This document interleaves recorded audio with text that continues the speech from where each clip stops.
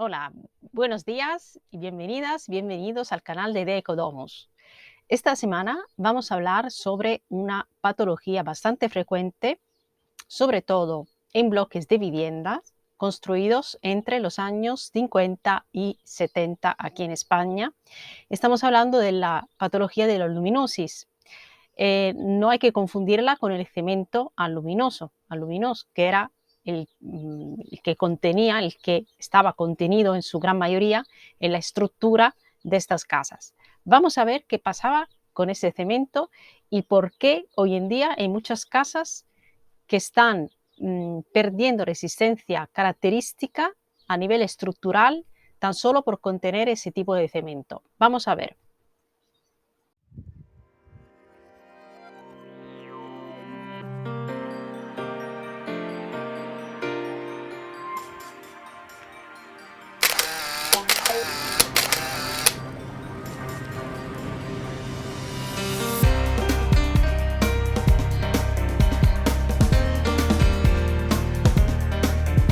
Hola, vamos a ver entonces qué pasa con este tipo de patología de la aluminosis. ¿Qué es exactamente y en qué situaciones se puede crear? Vamos a ver un poco los principios. En los años 50-70, cuando había este boom de la construcción, boom inmobiliario, para construir de forma más rápida, pues se encontró, bueno, en la fórmula, digamos, de los cementos, normalmente se utilizaba el Portland, ¿vale? Que es un cemento estructuralmente ideal para las construcciones en hormigón. Se encontró una fórmula donde añadiendo aluminio, una dosis de aluminio, pues este cemento fraguaba antes, ¿vale? Con lo cual las construcciones se podían hacer con más rapidez y más cantidad. Esto se ha hecho sin tener en cuenta un pequeño detalle que luego ahora con los años, después de X años, sobre todo a partir de los 50, es cuando se puede ver exactamente si se ha creado esta patología o no. No siempre tiene por qué manifestarse, no siempre tiene por qué crearse esta patología porque depende de varios factores y veremos cuáles. Pero hay mucha probabilidad que las casas que contengan este cemento pues sean propensas, por así decir, a este tipo de patología.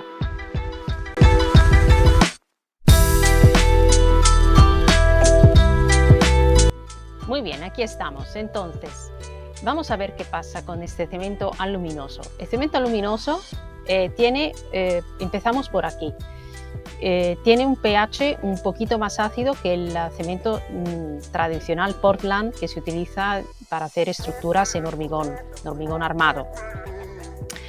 Entonces, la característica o el inconveniente que tiene este cemento aluminoso es que si hay penetración o filtración de agua, por eso, presencia de humedad, dejará con mucha seguridad penetrar el agua en su interior, en la parte estructural, hasta llegar a las herraduras, ¿vale? Que están haciendo de refuerzo dentro de la estructura de hormigón.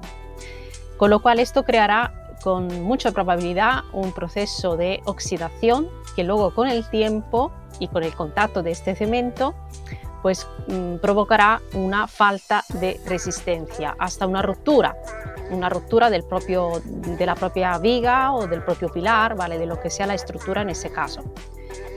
Y esto es el gran problema, digamos, esto es cuando hay aluminosis, ¿vale? Cuando ha hecho esta reacción química el cemento con el agua y ha creado como se ha carbonatado, por así decir, así se dice, ha sufrido un proceso de carbonatación y entonces pues hace sí que estas herraduras sean, digamos, un punto vulnerable de la propia estructura. Vale, vamos a ver a través de algunas imágenes si se puede entender un poco mejor esto que de lo cual estoy hablando. Para empezar, cuando vemos el cemento aluminoso, es un cemento más oscuro, más marronoso, ¿vale? Entonces, esto no indica que hay presencia de luminosis, ¿vale? Pero sí nos indica que esa estructura está hecha con cemento aluminoso. Si vamos a hacer una inspección, por ejemplo, y debemos de llegar hasta la estructura para valorar una patología, sobre todo en función de los años que está construida la casa, si vemos que tiene unas grietas, unas filtraciones de agua, pues bueno, habría que ver, llegar hasta la estructura para darse cuenta realmente de siempre dónde es el origen del problema. Bueno, en ese caso no es el origen del problema, es una causa, bueno, un efecto colateral de una filtración de agua, pero eso es una respuesta también de la patología a la cual debemos por la cual debemos de intervenir. Entonces, ¿qué pasa cuando vemos este cemento? Vale, sabemos que es un cemento aluminoso. Ahora, si percatamos que hay alguna herradura que está sobresalida, alguna rotura en el propio cemento, pues también debemos de calcular que muy probablemente esté el proceso activado de aluminosis. Que esté solo marronoso quiere decir que el cemento se ha convertido, es decir, ha pasado del color que tenía del gris a este otro por el proceso químico, ¿vale?, que ha tenido con el aluminio. Pero repito, no es índice de cemento en mal estado, simplemente que has seguido ese proceso normal, ¿vale?, de transformación química y ha creado esa coloración. Ahora sí, si aplicamos, porque esa es una fórmula, digamos, un método de laboratorio, pero que se hace in situ, donde se lleva un botecito de fenolftalina que se compra en la farmacia, se aplican unas gotas sobre el cemento y si sale rojo es buena señal, ¿vale? Si sale rojo quiere decir que, vale, pues que no está carbonatado el cemento, con lo cual no hay presencia de aluminosis. Pero al revés, si no deja ninguna, si no cambia el color, pues entonces sí que hay un proceso de aluminosis ya empezado. Y entonces, ¿qué pasa aquí cuando está la aluminosis? Vamos a ver los procesos que hay que hacer, ¿vale?, para decidir de decisiones a tomar.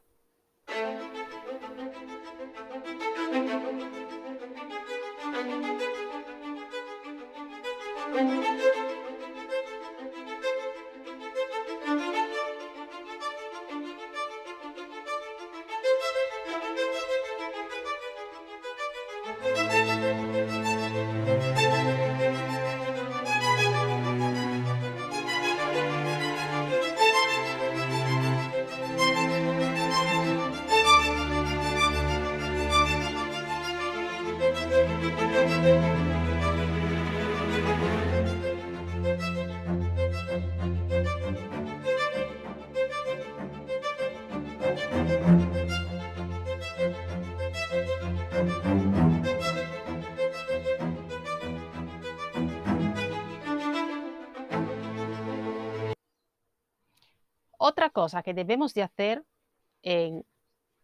porque no tenemos el acceso a lo mejor a toda la estructura a nivel visual y no sabemos realmente qué daños puede estar causando en el resto de la estructura.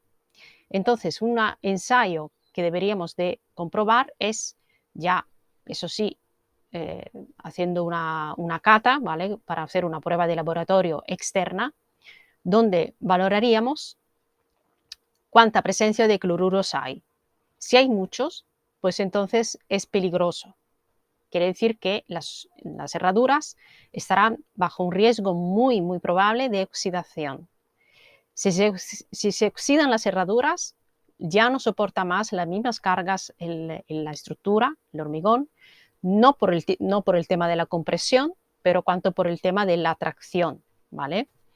Entonces, quiere decir que si hubiera una posible flecha en una de estas vigas del forjado, pues bueno, sin herradura o con menos herradura, pues habría un riesgo de colapso más acentuado respecto a que si hubiera la armadura.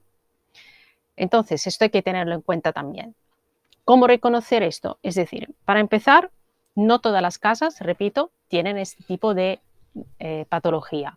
Sí que son propensas ciertas que han tenido, que han sufrido otros tipos de patologías, filtraciones de agua y humedad. Ahí es donde hay que tener la alarma puesta, ¿vale?, donde hay presencia de agua. Si no hay agua, no tiene por qué manifestarse esta patología, ¿vale? Al menos también hay que decir que si hay una extensión de oxidación en las herraduras, dan un poco al canto, en el sentido de que, sobre todo las viguetas pretensadas, porque que se hacían más, se construían muchas más viguetas pretensadas en aquellos años. Entonces, en estas viguetas, si están las herraduras prácticamente oxidándose, como en la vigueta pretensada, la herradura que está abajo está tiene un margen muy mínimo de cemento que la recubre, ¿vale? Que hace la base de la vigueta, por así decir. Entonces, la oxidación enseguida traspasa la coloración y se vería a lo largo del forjado la línea que marcaría este hierro, ¿vale? Eso ya no hay que hacer ninguna prueba. O sea, si veis eso es que seguro que hay aluminosis en las viguetas, seguro, y que son por eso de cemento aluminoso. En función de los años, ¿vale? Porque si pasa esto en una viga de una casa de los años 90, pues bueno, pues en principio no tiene aluminosis, pero a lo mejor tiene un proceso de oxidación, por alguna razón habrá penetrado el agua y se habrá empezado a oxidar, pero no sería nunca tan visible, tan evidente como este caso de la aluminosis, ¿vale? Eso es importante también tenerlo en cuenta. Vale, ¿qué hacemos en estos casos cuando tenemos aluminosis en nuestra casa?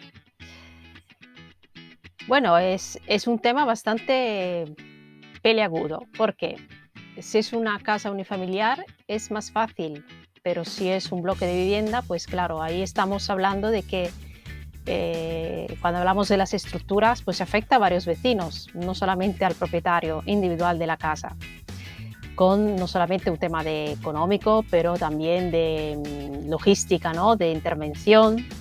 Hay que fastidiar a varias personas a la vez, pero bueno, si se está viviendo en ese bloque de vivienda, pues es lo que toca, es decir, no se puede caer una estructura y matar a una persona. Eso es, obviamente, no se puede permitir. Entonces, lo que principalmente se ha de valorar, el técnico que hará la inspección, que hará el proyecto, pues tendrá que valorar la intensidad, la gravedad de la situación. Habrá que intervenir en ese caso, ante todo, si hay presencia de agua, eliminar el agua, secar lo más posible para evitar que ese proceso continúe, que vaya a empeorar. Pero también es verdad que cuando el proceso ha empezado, por mucho que sequemos el ambiente, que vayamos a arreglar la fuente de filtración o de humedad, pues cuando ha empezado un proceso de oxidación normalmente se expande más, y más en un cemento luminoso. Entonces es complicado, tan solo con la sequedad o con la intervención de la humedad, digamos, es complicado paralizar ese proceso de oxidación. Oxidación quiere decir que luego es rotura de la viga, vigueta o pilar, ¿vale? Entonces se puede ralentizar quizás, pero llegaría a lo mejor, en vez de romperse definitivo en 3 años o 4, pues se rompería en 8, ¿vale? Pero al final llegaría igualmente a la ruptura. Y además también según el uso que hagamos de la vivienda, ¿no? Es importante entonces establecer el tipo de daño que está sufriendo, de resistencia característica, ¿vale? Y si hay dos posibilidades, una la de reforzar la estructura y la otra de sustituir las piezas.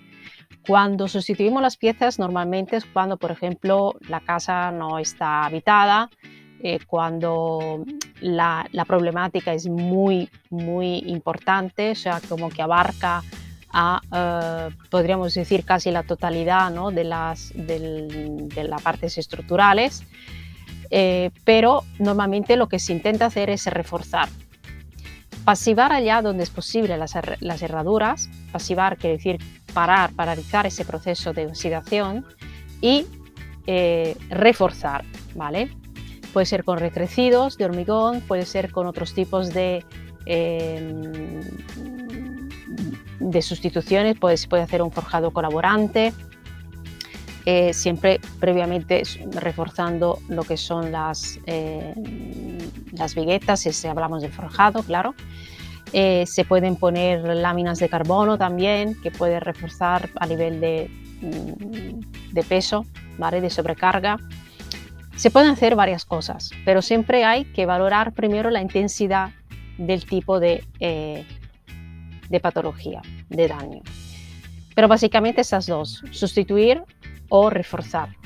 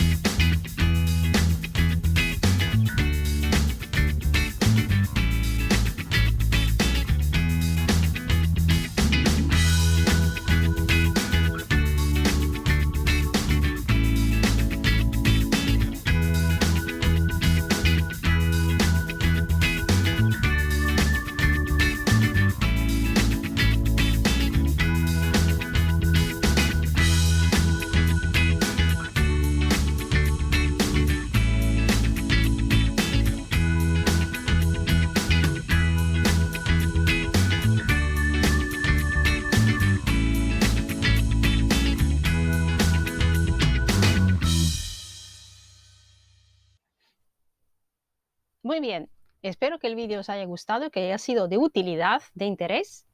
Dale a like si es así, pues compártelo con las personas que piensas que le pueda ser útil.